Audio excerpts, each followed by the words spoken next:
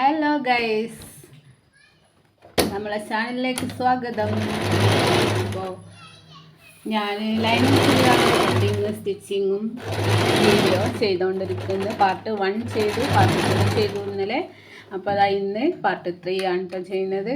നല്ല ക്ലിയറായിട്ട് ഇത് ചെയ്യുന്നത് പറഞ്ഞു തരാൻ വേണ്ടിയിട്ട് വീഡിയോ കുറേ ലെങ്ത് ആയതാണ് കേട്ടോ. അപ്പോൾ എല്ലാവരും വീഡിയോ ഫുള്ളായിട്ട് കാണുക. കണ്ടിട്ട് നമ്മളെ ചാനൽ സബ്സ്ക്രൈബ് ചെയ്യുകയും ചെയ്യുക കേട്ടോ. നിങ്ങൾക്ക് എൻ്റെ വീഡിയോ യൂസ്ഫുൾ ആയിട്ടുണ്ടെങ്കിൽ നിങ്ങൾ സബ്സ്ക്രൈബും കൂടെ ചെയ്യുക കേട്ടോ. ഇപ്പോൾ നമ്മൾ കഴിഞ്ഞ വീഡിയോയിൽ ഷോൾഡർ കൂട്ടുന്ന ആ ഒരു ഇതിലാണ് നിർത്തിയിട്ടുള്ളത്. അപ്പോൾ മറ്റേ സൈഡും അതേപോലെ തന്നെ ഷോൾഡർ ചേർത്ത് വെച്ചിട്ട് സ്റ്റിച്ച് ചെയ്യാം.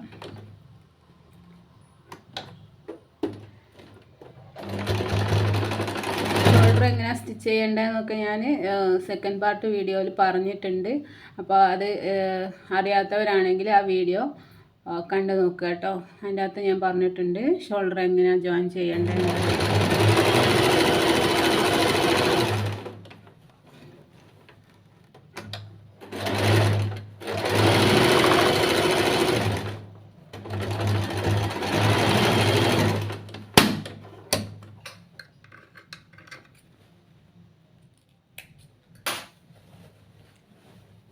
ഷോൾഡറൊക്കെ ജോയിൻ ചെയ്തതിന് ശേഷം അത് തിരിച്ച് വെച്ചിട്ട് റെഡിയാക്കി, പിന്നെ ബാക്കിലെ നെക്ക് ക്യാൻവാസ് അങ്ങനെ കാണുന്ന അതില്ലേ, അത് ലൈനിങ്ങിലേക്ക് സ്റ്റിച്ച് ചെയ്ത് പിടിപ്പിക്കണം. നമ്മൾ ഫസ്റ്റ് നമ്മൾ മുൻവശത്തെ ഭാഗം നെക്ക് സ്റ്റിച്ച് ചെയ്ത് ലൈനിങ്ങിലേക്ക് എങ്ങനെയാണോ ചെയ്തത് അതേപോലെ തന്നെ ബാക്ക് നെക്കിൻ്റെ ചെയ്യാം. എന്നാൽ അത് നല്ല വൃത്തിക്ക് അവിടെ ഫിനിഷിങ്ങിൽ അവിടെ നിന്നോളും.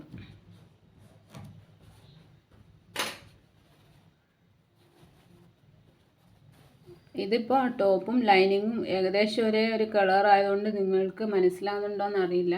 എന്നാലും ഒന്ന് ശ്രദ്ധിച്ചാൽ ചിലപ്പം കുറച്ചൊക്കെ അറിയുന്നവരാണെങ്കിൽ മനസ്സിലാവും. അപ്പോൾ അങ്ങനെ റൗണ്ടിൽ ആ ക്യാൻവാസ് വെച്ച നെക്ക് അവിടെ സ്റ്റിച്ച് ചെയ്ത് അറ്റാച്ച് ചെയ്യാം.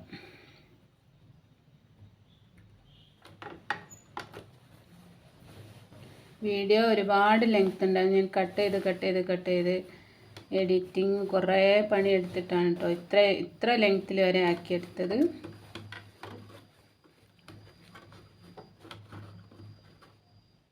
നമ്മൾ ഇതിനായിട്ടൊരു ടൈമും ഒക്കെ മെനക്കെട്ട് ചെയ്യാണ് കേട്ടോ വീഡിയോ ചെയ്യാൻ വേണ്ടിയിട്ട്. അപ്പോൾ എല്ലാവരും അതൊന്ന് സ്കിപ്പ് ചെയ്യാതെ ഫുള്ള് കാണുക. എന്നിട്ട് അതേപോലെയൊക്കെ ഒന്ന് സ്റ്റിച്ച് ചെയ്ത് നോക്കുക.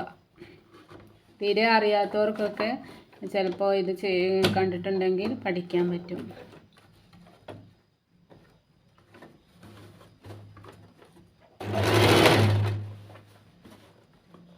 ലൈനിങ്ങിൻ്റെ ക്ലോത്തിലേക്കാണ് കേട്ടോ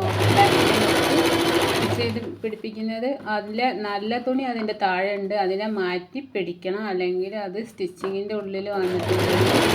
പിന്നെ നമ്മൾ എടുത്തിട്ട് തുന്നയിച്ചിട്ട് അതൊക്കെ റെഡി ആക്കിയിട്ട് വേണം സ്റ്റിച്ച് ചെയ്യാൻ.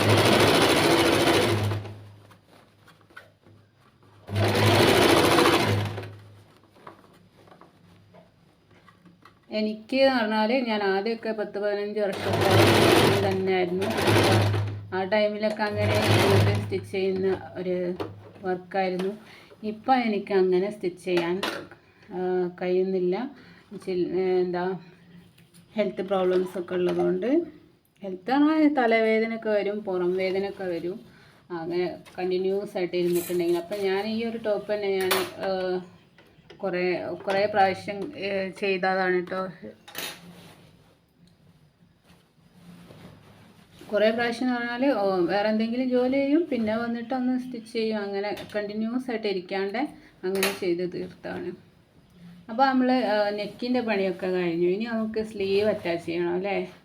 അപ്പോൾ നമ്മൾ മുമ്പേ സ്ലീവൊക്കെ റെഡിയാക്കി വെച്ചിട്ടുണ്ട്. അപ്പോൾ അത് എളുപ്പമായതുകൊണ്ട് വേഗം സ്ലീവ് അതിലേക്ക് പിടിപ്പിക്കാം. അതിൻ്റെ മുമ്പ് നെക്കിനെ നമ്മളൊന്ന് ഒരു 1/4 ഇഞ്ച് വീതിക്ക് ഒന്ന് സ്റ്റിച്ച് ചെയ്ത് റെഡിയാക്കണം. ബാക്കിലെ നെക്ക് നമ്മൾ ഫ്രണ്ടിലെ നെക്ക് സ്റ്റിച്ച് ചെയ്ത പോലെ. ഷോൾഡറിൽ നിന്ന് തുടങ്ങിയിട്ട് അപ്പുറത്തെ ഷോൾഡറിലേക്ക് എൻഡിങ് എത്തിക്കുക.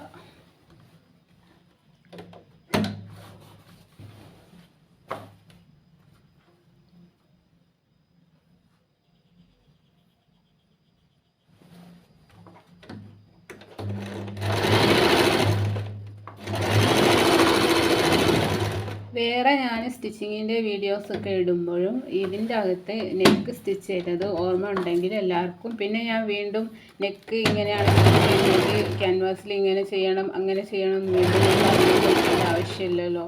അപ്പം ഞാൻ മെറ്റീരിയൽ കട്ട് ചെയ്യും, മെഷർമെൻറ്റ് പറയും, സ്റ്റിച്ച് ചെയ്യും, അത്ര ഇനി ഉണ്ടാവുള്ളൂ. അപ്പം ഇതിൽ നിന്ന് പഠിക്കാൻ പറ്റുന്നവർ, പിന്നെ സെപ്പറേറ്റ് ആയിട്ട് ഡൗട്ട് ഉണ്ടെങ്കിൽ ചോദിച്ചാൽ അത് ക്ലിയർ ആക്കി തരും.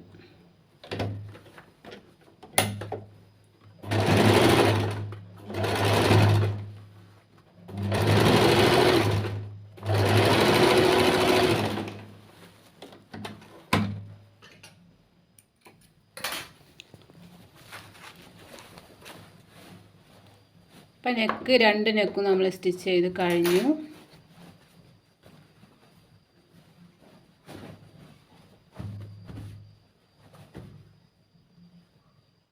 എനിക്ക് ഏറ്റവും ഇഷ്ടപ്പെട്ട ഒരു മെറ്റീരിയലാണ് കേട്ടോ ഇത്. ഒന്നും കുറേ കാലം ഒന്നും ആവാത്തൊരു മെറ്റീരിയലാണ് കേട്ടോ. ഈ ക്ലോത്തിൻ്റെ കാര്യമാണേ പറഞ്ഞേ.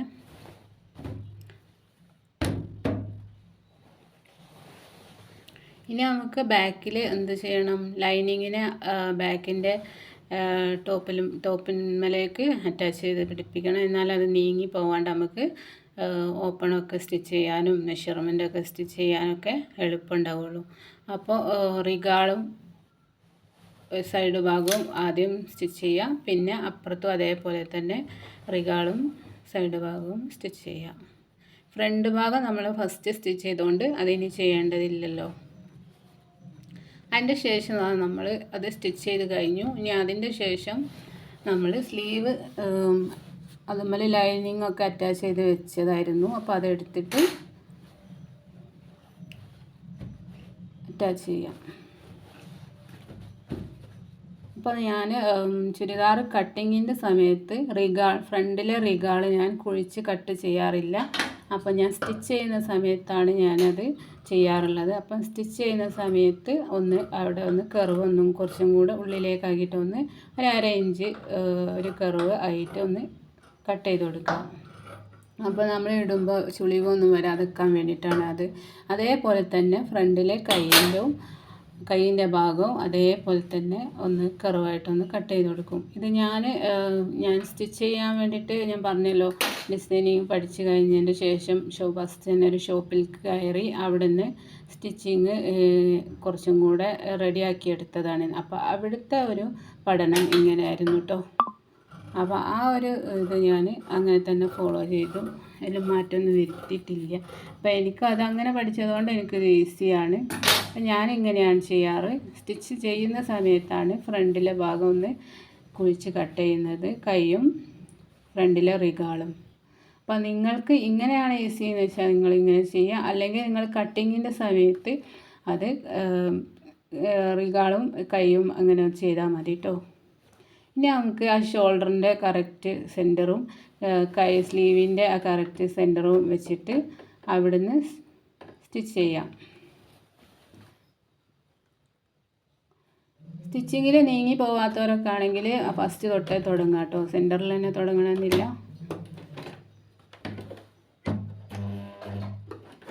ഞാൻ സെൻറ്ററിൽ നിന്ന് തുടങ്ങി അങ്ങോട്ടേക്ക് എൻഡിങ്ങിൽ എത്തിച്ചിട്ട് അവിടെ നിന്ന് തിരിച്ച് റിട്ടേൺ ഇങ്ങോട്ട് തന്നെ കൊണ്ടുവന്ന് ഇപ്പുറത്തെ എൻഡിങ്ങിലേക്ക് എത്തിക്കുക. അങ്ങനെയാണ് കേട്ടോ സ്റ്റിച്ച് ചെയ്യാറ്. ഞാൻ ഒരു 1/2 ഇഞ്ച് വീതിക്കാണ് കേട്ടോ റിഗാളും ചെയ്യേണ്ടത്.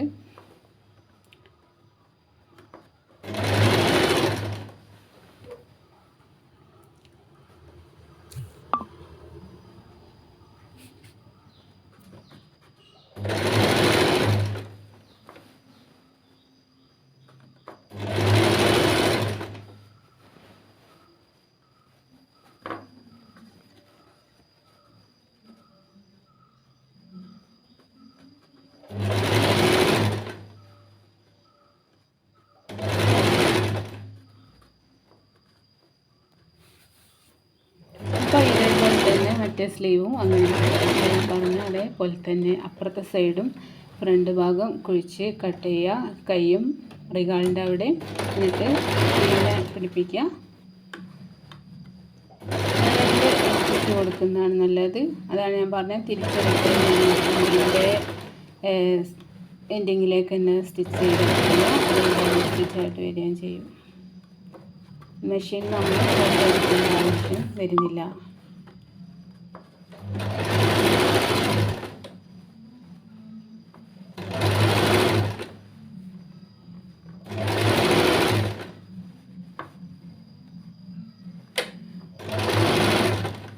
ശരിക്കും നമ്മളൊരു ടോപ്പ് സ്റ്റിച്ച് ചെയ്യുകയാണെങ്കിൽ, ലൈനിങ്ങിൻ്റെ ടോപ്പൊക്കെ സ്റ്റിച്ച് ചെയ്യുകയാണെങ്കിൽ നമുക്കൊരു ചിലവർക്കൊക്കെ ഒരു 1.5 മണിക്കൂറൊക്കെ മതിയാവും.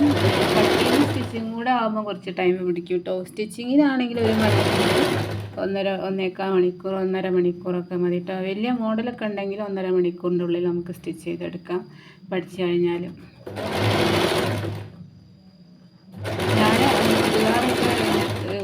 ഞാൻ പറഞ്ഞല്ലോ കുറേ വർഷം സ്റ്റിച്ച് ചെയ്ത് കട്ട് ചെയ്ത് കയ്യിൻ്റെ അവിടെ ഈ നമ്മളെ തള്ളവിരലിൻ്റെ അവിടെ ഒരു പോലെ ഒരു കറുപ്പ് കൈ പെട്ടെന്ന് അത് ശ്രദ്ധിക്കുക. അപ്പം എല്ലാവരും ചോദിക്കും ഇതെന്താ അതിൻ്റെ കയ്യിൻ്റെ ഇവിടെ ഒരു മുഴ പോലെ എന്ന് പറഞ്ഞാൽ അങ്ങനെ ചോദിക്കും. പിന്നെ ഇപ്പം ഞാൻ ഒരു 4 വർഷത്തോളം അങ്ങനെ കണ്ടിന്യൂസ് ആയിട്ട് കട്ടിങ് ഒന്നും ഇല്ലാത്തത് കൊണ്ട് അത് പോയിട്ടോ. ഇപ്പോൾ നോർമലായി കയ്യിലതൊന്നും അങ്ങനത്തെ അടയാളങ്ങളൊന്നും ഇല്ല കേട്ടോ. അപ്പം അതൊരു ബോറായിട്ട് തോന്നിയിരുന്നു സത്യം പറഞ്ഞാൽ. ഇപ്പോൾ അങ്ങനെയല്ല. പക്ഷേ നമ്മളെ അധ്വാനത്തിൻ്റെ ഫലം അവിടെ ഉണ്ട്, അതാണ് ആ കാണിച്ചത്. അപ്പം ഞാൻ കത്രിക അങ്ങനെ പിടിക്കുമ്പം രാവിലെ തൊട്ട് വൈകുന്നേരം വരെ ഇങ്ങനെ കട്ട് ചെയ്യുന്നതൊക്കെ പണിയല്ലേ. അപ്പോൾ അവിടെ ദിവസങ്ങളോളം വർഷങ്ങളോളമല്ലേ ചെയ്യുന്നത്. അപ്പം തഴമ്പ് വന്നതാണ്. ഇപ്പോൾ ഒരു 4-5 വർഷമായിട്ട് അങ്ങനെ കണ്ടിന്യൂസ് ആയിട്ട് ചെയ്യാത്തതുകൊണ്ട് അത് പോവുകയും ചെയ്തു. ഇനി നമുക്ക് അതിനെ നമ്മളിപ്പോൾ സ്ലീവും റിഗാളും സ്റ്റിച്ച് ചെയ്ത് അത് ലോക്ക് ചെയ്തെടുക്കാം. ഈ മെഷീൻ്റെ അകത്ത് ലോക്കിങ്ങും സൗകര്യമുള്ളതാണ്. അപ്പോൾ അത് ലോക്ക് ചെയ്തിട്ട് ചെയ്യാം. അതിന് നമ്മൾ സ്റ്റിച്ചിങ്ങിന് നമ്പറും ഒക്കെ ഉണ്ട്, അതൊക്കെ മാറ്റി കൊടുക്കണം. എന്നിട്ടാണ് അത് ചെയ്യാം.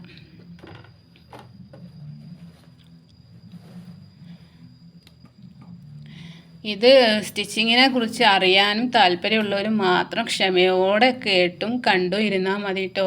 കാരണം ചിലർക്ക് ഇത് വീഡിയോസൊക്കെ കാണുമ്പം ദേഷ്യം പിടിക്കുക, എന്തൊരു ലെങ്ത്താണ്, എങ്ങനെ അത് കേൾക്കുക ഇത് കേൾക്കുക, കുറച്ചൊന്ന് സ്പീഡാക്കി കൂടെ എന്നൊക്കെ ചോദിക്കും. അപ്പോൾ നമുക്ക് ഇതിങ്ങനെ ചെയ്യാൻ പറ്റും. അപ്പോൾ ഇഷ്ടമുള്ളവർ എന്താ പറയുക, പഠിക്കണം താല്പര്യമുള്ളവർ അത് ശ്രദ്ധിച്ചിട്ട് എന്തെങ്കിലുമൊക്കെ പോയിൻ്റ് പറയുമ്പം അത് കേട്ടിട്ട് അതേപോലെ ചെയ്ത് നോക്കുക. പിന്നെ അറിയുന്നവർ പിന്നെ സ്റ്റിച്ചിങ്ങിൻ്റെ എന്തായാലും നോക്കാൻ സാധ്യത കുറവാണ്. ഇനി ഞാനെപ്പോഴും പുതിയ മോഡലുകൾ ഓരോ യൂട്യൂബേഴ്സ് നല്ല സ്റ്റിച്ചിങ് ഡിസൈനിങ് അറിയുന്ന യൂട്യൂബേഴ്സ് കുറേ ഉണ്ട്. ഞാനൊക്കെ എപ്പോഴും പഠിച്ചു തീരാത്ത ഒരാളാണ്. അപ്പോൾ അവരിതൊക്കെ വീണ്ടും ഞാൻ നോക്കാറുണ്ട്, എടുത്ത് പഠിക്കാനും അതിലെ കണ്ടൻറ്റ് നമുക്ക് പറ്റുന്നതാണെങ്കിലൊക്കെ എടുത്തിട്ട് ഡിസൈനിങ്ങിനൊക്കെ യൂസ് ചെയ്യാറൊക്കെ ഉണ്ട് കേട്ടോ. അവരോടൊക്കെ പ്രത്യേകിച്ച് താങ്ക്സ് ഉണ്ട്. അവരങ്ങനെ വീഡിയോ ചെയ്തുകൊണ്ടാണല്ലോ നമുക്കതൊക്കെ കാണാനും ചെയ്യാനൊക്കെ പറ്റുന്നത്. അപ്പോൾ നമ്മൾ റിഗാളൊക്കെ ലോക്ക് ചെയ്ത് റെഡിയാക്കി. ഇനി നമുക്ക് എന്താണെന്ന് വെച്ചാൽ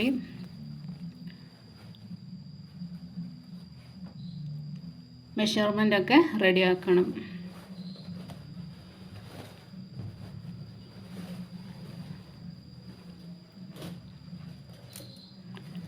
അടുത്ത സ്ലീവ് പിടിപ്പിക്കാൻ വേണം. പിന്നെ അത് കഴിഞ്ഞിട്ട് മെഷർമെൻറ്റും കൂടെ റെഡിയാക്കി എടുക്കണം. ഇതിപ്പോൾ സ്ലീവുമ്മേൽ കുറേ ബേഡ്സ് വർക്കും ചീക്കൻസ് വർക്കൊക്കെ ഉണ്ട് കേട്ടോ. അപ്പോൾ അതൊക്കെ കുറേയൊക്കെ ഞാൻ കട്ട് ചെയ്ത് ഒഴിവാക്കി. കാരണം മെഷീൻ്റെ സൂചി പൊട്ടിപ്പോവും. അപ്പോൾ അത് കരുതിയിട്ട്